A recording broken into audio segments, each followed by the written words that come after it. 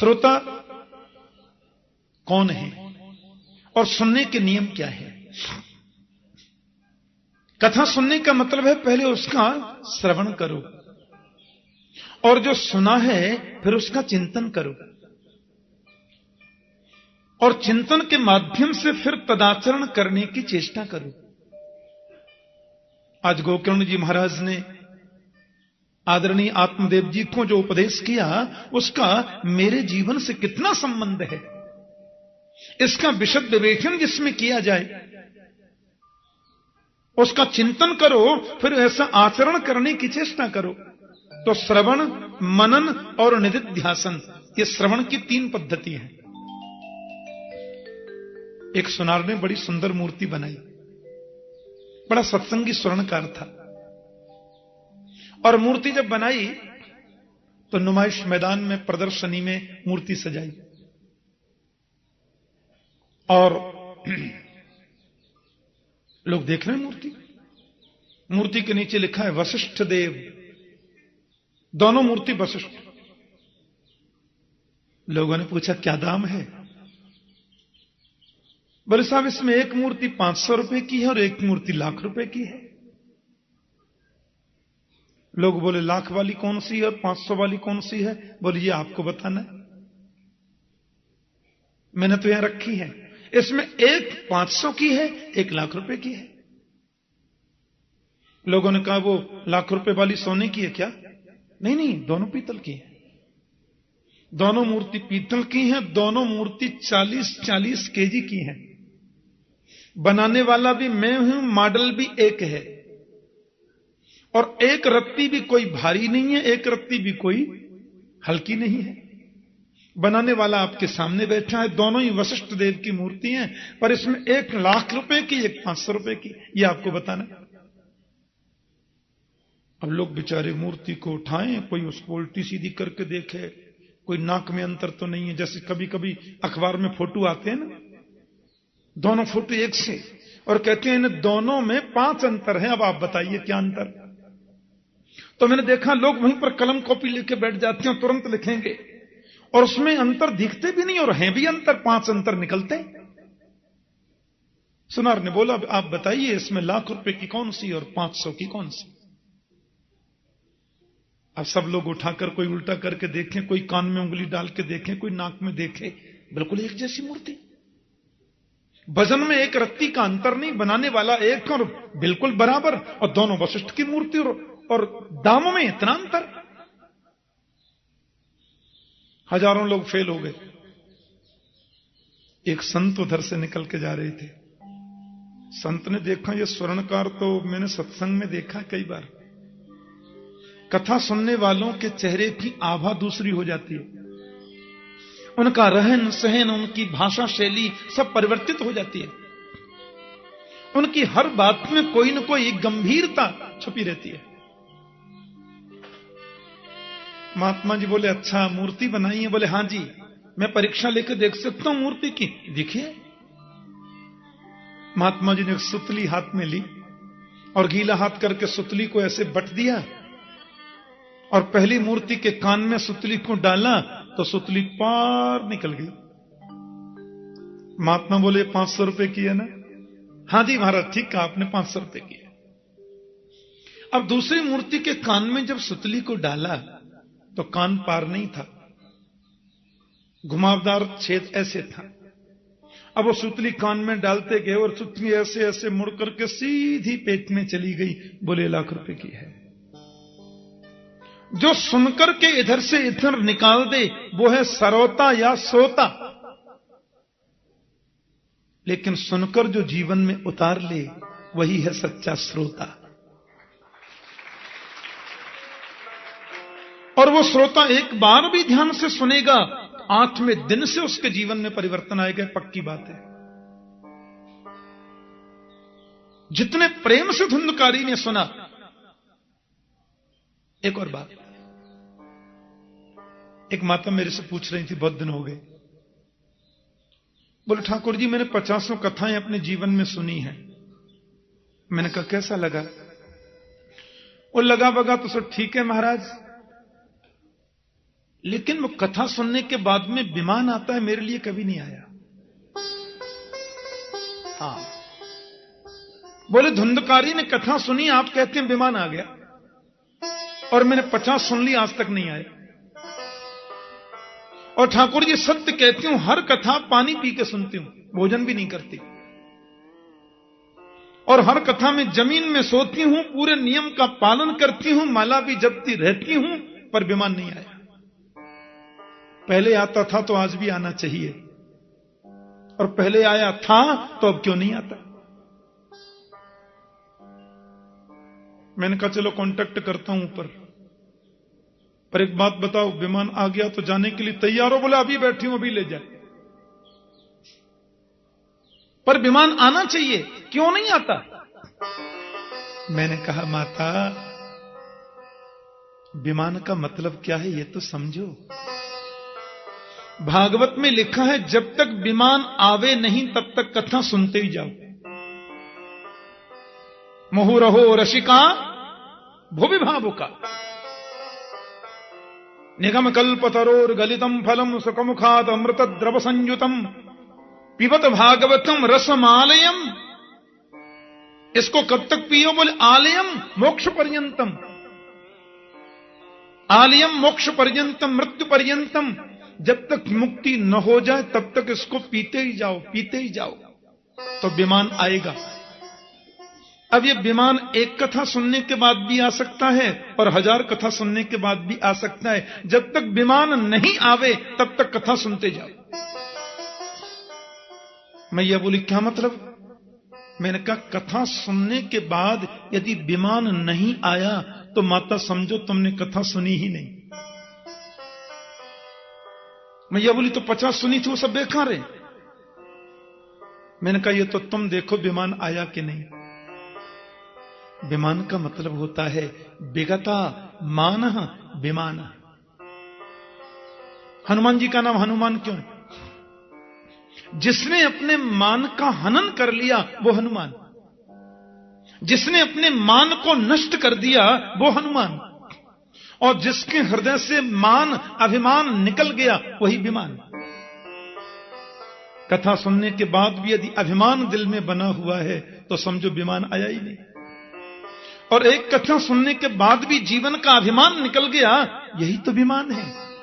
और जिस दिन अभिमान निकल गया उसी दिन विमान आ गया, और जिस दिन विमान आया उसी दिन गोविंद मिल गया। बोलो जय श्री कृष्ण।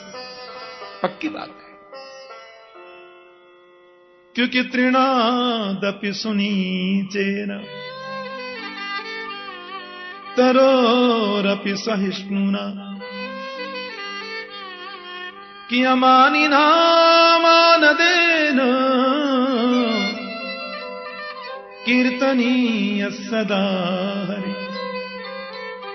भगवान चैतन्य देव कहते हैं तृणादपि सुनीचेन, कथा सुनने के बाद जीवन कैसा हो? बोले तिनके से भी ज्यादा अपने आप को छोटा मानो, और तरोरपि सहिष्णुना, वृक्ष से भी ज्यादा सहनशील बनो। अमानिना मान देना, सब ही मानप्रद आप अमानी। हां, एक जगह शोभा यात्रा निकल रही थी, भागवत का वक्ता मैं था उस कथा में। 15-20 तो मंत्री आए थे, 3 शंकराचार्य थे, सबकी डोलियां थी। मैंने कहा मैं तो पैदल चलूंगा कथा में। नहीं महाराज एक डोली आपकी भी सजी है। मैंने कहा डोली फोली को रहने दो, मैं पैदल चलूंगा। अब वो टीवी वाले आजकल हर कथा को करते हैं, टीवी वाले बड़े आए थे। अब मैंने देखा महाराज सबको होड़ लगी है वीडियो में आने की, कैमरा में आने की। जब 1.5 किलोमीटर यात्रा निकल गई तो लोगों ने पूछा व्यास जी कौन है? अब मुझे ढूंढे वो कहां है। मैं पीछे आराम से चल रहा था। क्या जरूरत है? भागवत सुनने के बाद, भागवत कहने के बाद भी मन में ये वृत्तियां बनी रहती हैं, तो हमने क्या सुना और क्या कहा? अमानिना मान देना, भागवत सुनने के बाद भी जीवन का अभिमान यदि न निकला तो तुमने भागवत सुनी ही नहीं है। और जिस दिन अभिमान निकला नहीं, जिस दिन विमान आया नहीं, तब तक सुनते चलो, कभी तो आएगा। यही जीवन का सार है।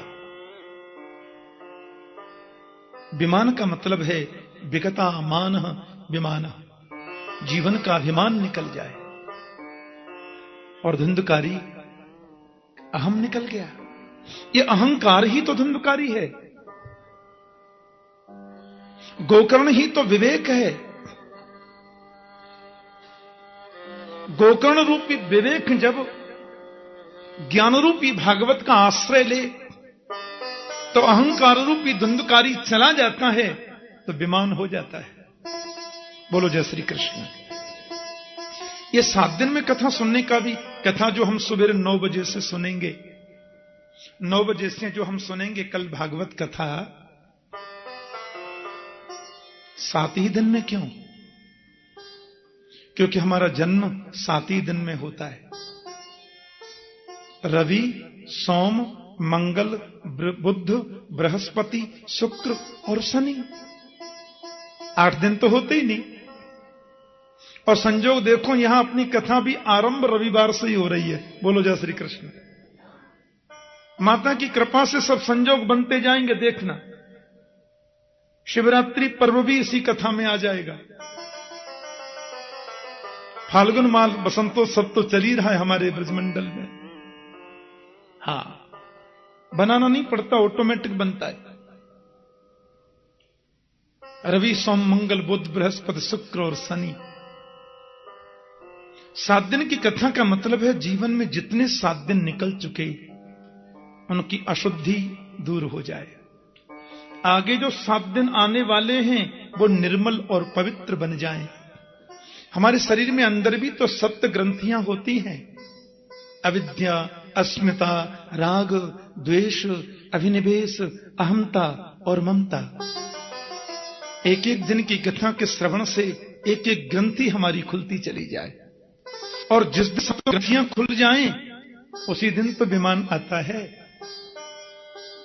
यही इसका मतलब है। भागवत सुनने के बड़े सुंदर नियम हैं। मैं 2 मिनट में जरा नियम और बता दूं। शुभ मुहूर्त में कथा का आरंभ करो। बिना मुहूर्त के कथा प्रारंभ करने से दोष नहीं लगता, लेकिन शुभ मुहूर्त में प्रारंभ करने से पुण्य ज्यादा जरूर होता है। भागवत की व्यास गद्दी पर जो वक्ता बैठे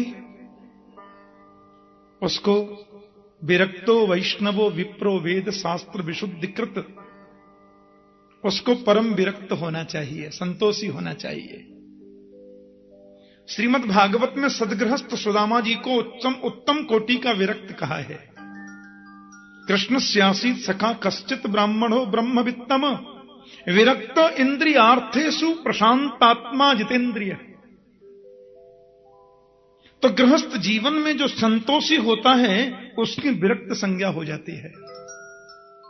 इसलिए भागवत का वक्ता विरक्त होना चाहिए, परम संतोषी, और वैष्णव होना चाहिए, प्योर वेजिटेरियन।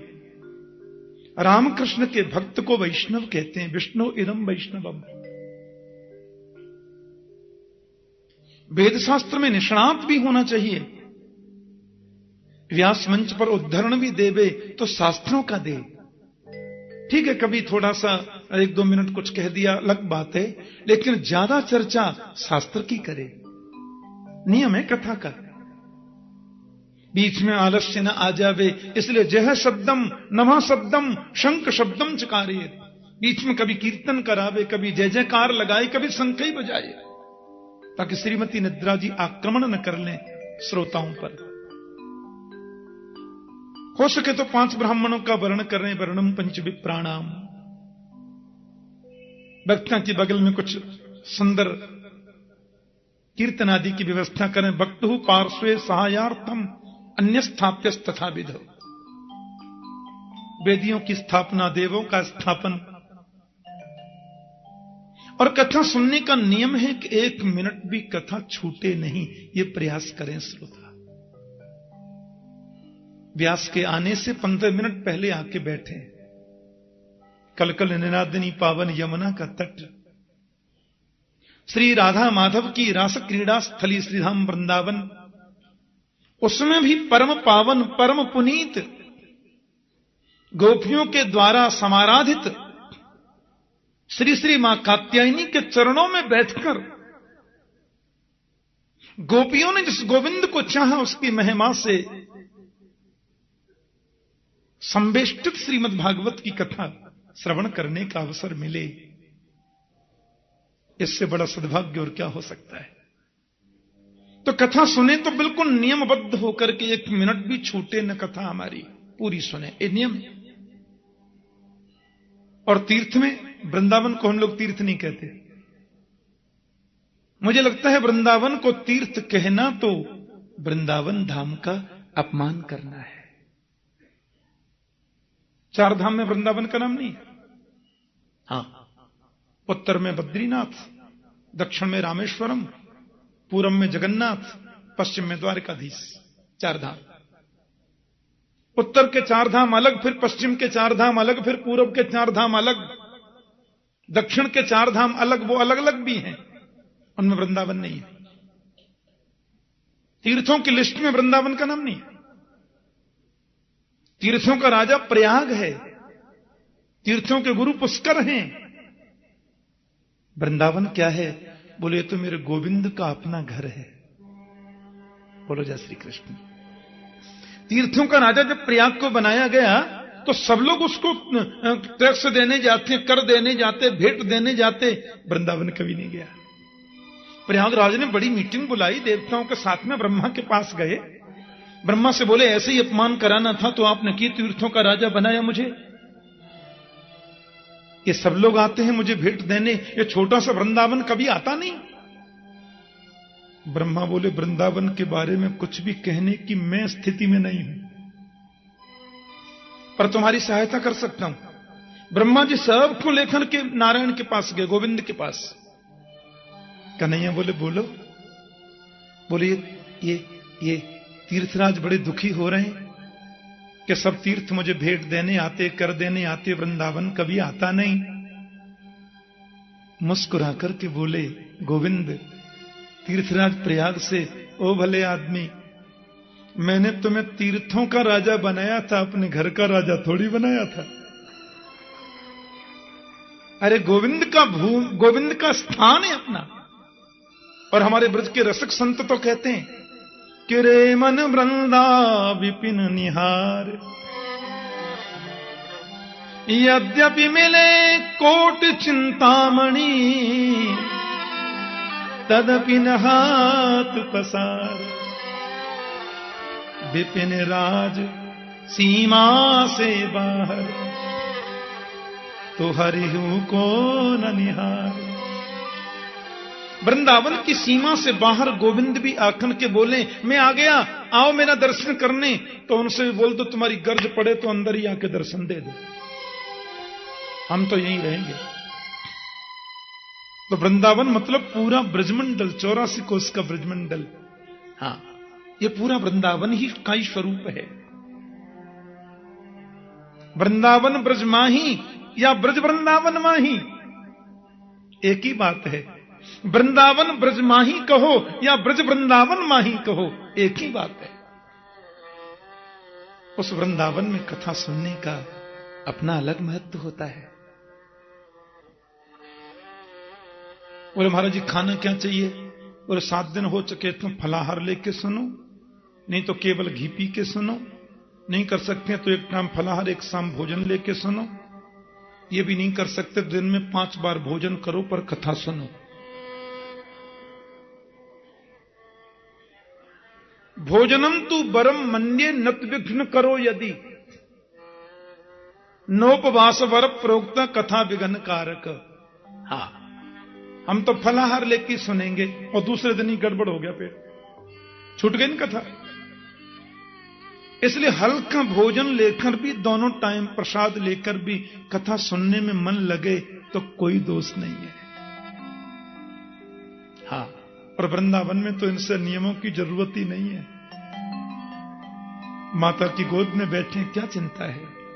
या देवी सर्वभूतेषु मातृरूपेण संस्थिता नमस्तस्यै नमस्तस्यै नमस्तस्यै नमो नमः। पहले दिन भागवत को सिर पर विराजमान करके लाए, ऐसे ही पहुंचा के आए। जितने भी उत्सव आए, राम जन्मोत्सव, कृष्ण जन्मोत्सव, गोवर्धन लीला, बड़ी श्रद्धा बड़ी धूमधाम से मनाए। कथा का प्रवचन प्रसंग चल रहा था। ज्ञान वैराग्य दोनों युवा बन गए। भागवत सुनते ही दोनों पुष्ट हो गए। भक्ति माता की खुशी का ठिकाना नहीं रहा। और वहां जितनी मंडली बैठी थी ना, सब लोग कीर्तन में तल्लीन हो गए कि प्रहलाद स्तारधारी तरल गतितया चोद्धव कांस्यधारी वीणाधारी स्वर ऋषि स्वर कुशलतया राग करतार्जुनो भूत इंद्रोवादिन मृदंगम जय जय सुकरा कीर्तने ते कुमारा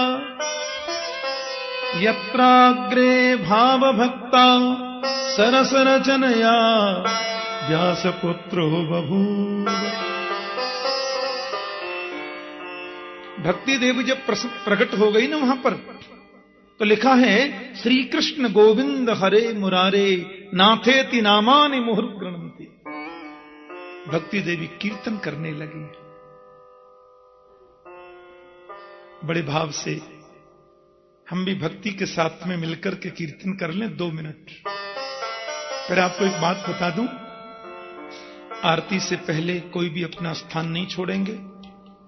महात्म्य का वर्णन यहां संक्षिप्त हुआ। सवेरे ठीक 9 बजे भागवत कथा का शुभारंभ होगा। कथा का समय है 9 बजे से 12 बजे तक। अपराह्न में 3 बजे से 6 बजे तक। आज थोड़े विलंब से महात्म्य प्रारंभ हुआ, इसलिए मैंने कुछ समय आपका ज्यादा ले लिया। कीर्तन सब लोग मेरे साथ में बोलेंगे, फिर भागवत जी की परम मांगलिक आरती सब लोग गाएंगे, और उसके पहले कोई भी अपना स्थान न छोड़ेंगे। विशेष विनम्र निवेदन। श्री कृष्ण गोविंद हरे मुरारे हे नाथ नारायण वासुदेवा। श्री कृष्ण गोविंद हरे मुरारे हे नाथ नारायण वासुदेवा। श्री कृष्ण गोविंद हरे मुरारे हे नाथ नारायण वासुदेवा।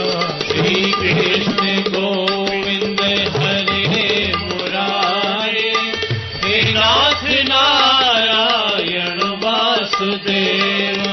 हे नाथ नारायण वासुदेवा। हे नाथ नारायण वासुदेवा। हे नाथ नारायण वासुदेवा। हे नाथ नारायण वासुदेवा। श्री कृष्ण गोविंद हरे मुरारे हे नाथ नारायण वासुदेवा। श्री कृष्ण गोविंद हरे मुरारे हे नाथ नारायण वासुदेवा। गोपाल मेरी यही प्रार्थना है, भूलो न मैं नाम कभी तुम्हारा। गोपाल मेरी यही प्रार्थना है, भूलूं न मैं नाम कभी तुम्हारा। निष्काम होके मैं दिन रात गाऊं, हे नाथ नारायण वासुदेवा। निष्काम होके मैं दिन रात गाऊं, हे नाथ नारायण वासुदेवा। बोलो श्री कृष्ण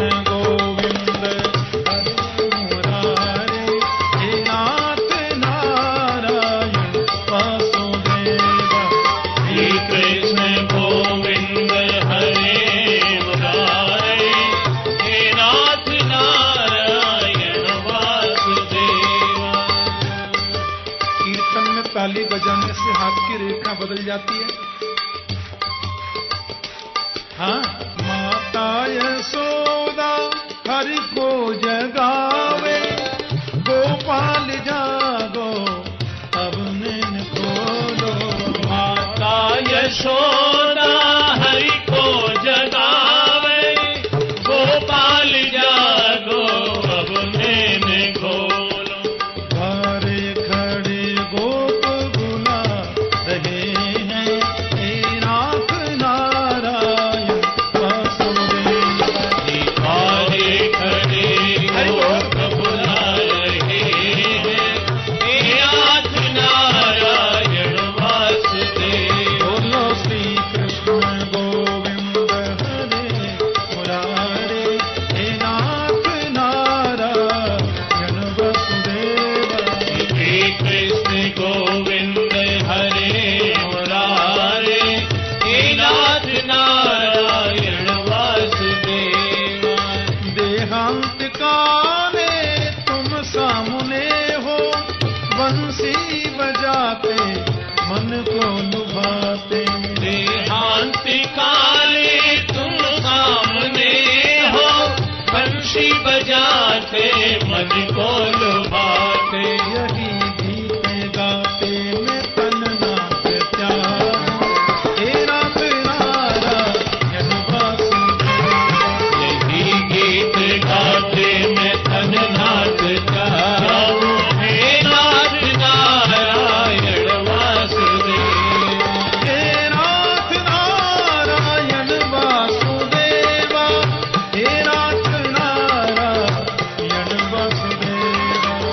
हे नाथ नारायण वासुदेव, जय हो। हे नाथ नारायण वासुदेव। हे नाथ नारायण वासुदेव, हे नाथ नारायण वासुदेव। हे नाथ नारायण वासुदेव, हे नाथ नारायण वासुदेव। श्री कृष्ण गोविंद हरे मुरारे, हे नाथ नारायण वासुदेव। श्री कृष्ण गोविंद हरे मुरारे, हे नाथ नारायण, हे नाथ नारायण, हे नाथ नारायण, हे नाथ नारायण, हे नाथ नारायण, हे नाथ नारायण, हे नाथ नारायण, हे नाथ नारायण, हे नाथ नारायण, हे नाथ नारायण, हे नाथ नारायण वासुदेव।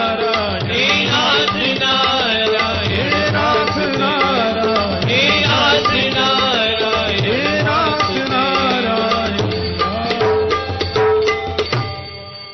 प्रहलाद जी तो ताली बजा रहे हैं, उद्धव जी बड़ा कांसा बजा रहे हैं, देवर्षि नारद उधर वीणा बजा रहे हैं, देवराज इंद्र मृदंग बजा रहे हैं, इंद्रो वादिन मृदंगम। सनत कुमार जय जय की ध्वनि कर रहे हैं, भक्ति देवी नृत्य कर रही हैं। शंकर जी से कहां रह गया, भगवान भी आ गए और बोले मांगो। मत्तो बरम भावव्रता वृणध्वम। भक्तों ने कहा एक ही वर दे दो, जब जब आपकी कथा सुना करें तब तब आपका दर्शन हो जाए करे। धुंधकारी को मोक्ष मिला, भक्ति के कष्ट की निवृत्ति हुई, ज्ञान वैराग्य की पुष्टि हुई, अहंकार का विनाश होता है, भक्ति की पुष्टि होती है, ज्ञान वैराग्य का संवर्धन होता है और गोविंद की प्राप्ति हो जाती है। यही भागवत का सार है, यही भागवत का मूल है।